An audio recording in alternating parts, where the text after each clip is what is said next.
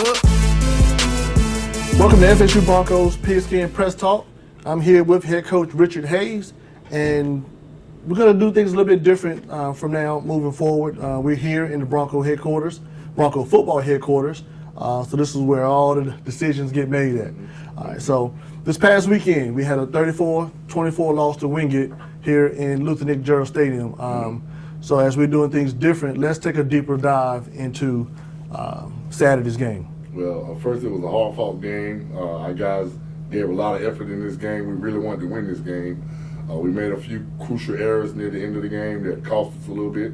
But I think overall, our guys realized that we could play with a better team like Wingate and move closer to trying to beat teams like that in the future. So we're looking to the plays that kind of hurt us and some of the plays that we made Saturday. And I'll start with the first scoring possession for Wingate. They ran simple play action with a big boy post to one of their best players, Mr. B.J. McIlvain. Quarterback made a great throw. And as you can see, our secondary guy kind of squatted right here. And the guy ran by him. Safety got over the top, but it was a great throw. It was a great throw. And not only did we give up the touchdown, but we lost Mr. Tate during this play for the rest of the season. So that kind of hurt us a little bit. Here you can see the play action foreman. He's getting his read. Great ball, safety turned, touchdown. So that's something we gotta have to work on, because Lincoln is gonna come out here throwing the ball a lot too. Here we have the pick six, I believe, by Mr. Peel. Really big play for us. He did a great job getting in the zone. We were playing cover 3 here. Again, it was play action. He got up under the route, picked the ball off, made a move, and took it to the house. It was a really big play for our defense. This is the second consecutive game that our defense has scored. That's what you call a stampede. Yes, yes. Really nice. So here you can see Nigel, number 1, reading the quarterback, sees his pass, he gets in his throwing lane, threw it right to him, make a move, and he gets... Katie barred the door. Katie barred the door. Oh, yeah. Take it to the house. Yeah.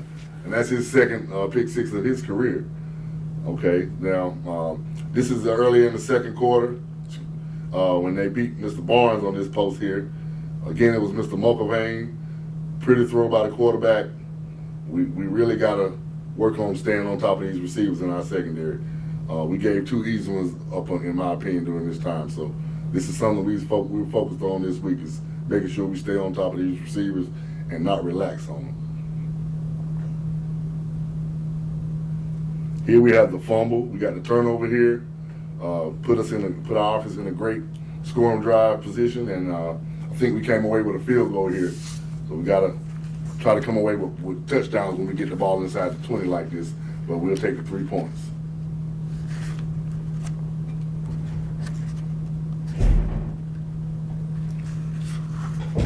Here we have play action again.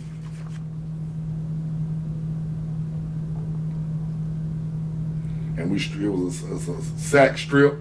We stripped the ball. Unfortunately, this is another one that we didn't recover at the time, but it was a great play by Mr. Marcus Crutchfield, defensive end.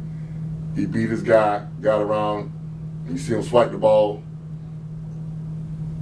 Okay, here we have one of the RPOs that they're notorious for running. We thought we played it pretty well. It was a bang-bang play at the 1-yard line. We thought it was a fumble. They called it an incomplete pass. Here on the back view, you can kind of get a better view of it. But we were just playing coverage. We kind of knew what they were going to run. Ball pops out. Oh, man. They call it incomplete. We thought we had that one. So we get a good kickoff. Ball is bouncing, so make it hard for him to deal with it. He returns it.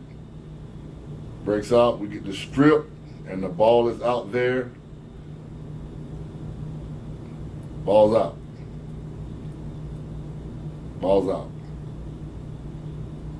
But we get it called down. We thought we had that opportunity. So we had our chances against this team, just didn't go our way this time. Wingate's a great football team. Here's a play we put in this week just for Wingate, the speed sweep with Ty Sharp. Stevie Green leading. He makes a great move. He gets 2 great blocks, hat for a hat, and we score. I believe this was our first touchdown of the game. Yes, it was. So again, Great play action, bam, block, block. Toss made a great run. And then we have the last score of the game. Again, Ty Sharp had a really big game for us. We're starting to realize the type of playmaker he can be for us. And so we're trying to figure out more ways to get him to football. Now, he has been your top receiver so far in the first 2 games, pulling down 14 receptions for 94 yards and 2 touchdowns. Yes.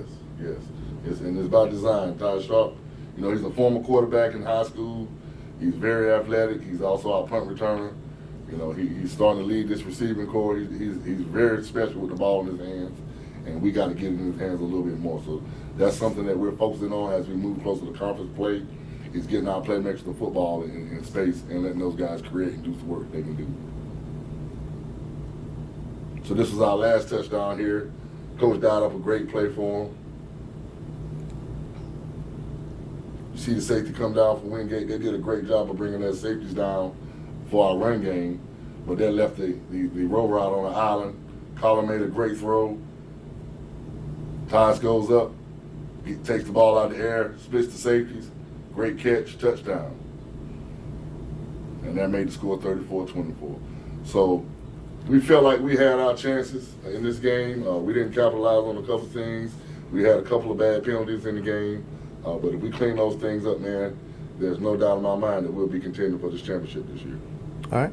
Now, during the post-game interview, you mentioned that we got to get the run game back on track. Mm-hmm. Of course, you mentioned Ty Sharp as one of those options. What are some other ways we can make that happen? Well, we got to get healthy first in our backfield. Steve was a little beat up. Donshell hadn't played yet. So we got to get all our horses back in the stable and healthy. And O-line's working on a few things. But I'm not worried about the running game. I just know that that's where it starts for us. We have to run the football, and we have to be able to run effectively to get where we want to get to. Now, things are clicking with defense. Having another defensive score from Nigel Peel, and he's been the man so far. Mm-hmm. He's been named the CLA Food Line Linebacker of the Week. Mm-hmm. Finished with 8 tackles, but his biggest stat was that 58-yard pick 6. Yes. Now, Peel is a junior on the field coming from Greensboro, North Carolina. Yes. He didn't play his full freshman season.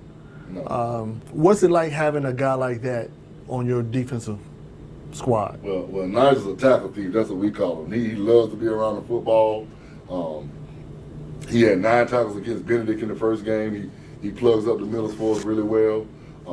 He's starting to understand pass coverage. There was a time when we had to take him out on 3rd down because he wasn't quite understanding pass coverage. But he has 2 pick 6s in his career. He's starting to get up under the throwing lanes and make plays for us, and we have him for another year, so I'm really excited about that. All right, so now it's time to put that loss behind us. Yes, so looking ahead, Lincoln's coming in this weekend, 7 o'clock kickoff. The lines seem to be heavy on the pass and light on the run. Mm-hmm. Now, they are 0-2, Mm-hmm. but how are they dangerous?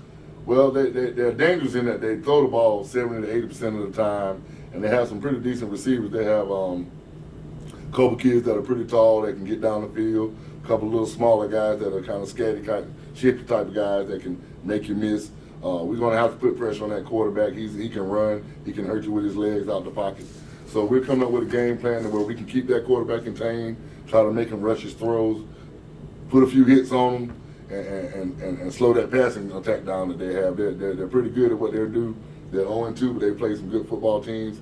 We believe we're a good football team, so we'll see on Saturday. All right. So comparing our little series with Lincoln, now we are up 4-0 as far as the series, and we've scored a total of 178 points. Do you think this weekend is going to be a high-scoring game? I think our guys are hungry to get this loss off of their back. Coach Dean's done a great job trying to build that program at Lincoln over the past couple of years.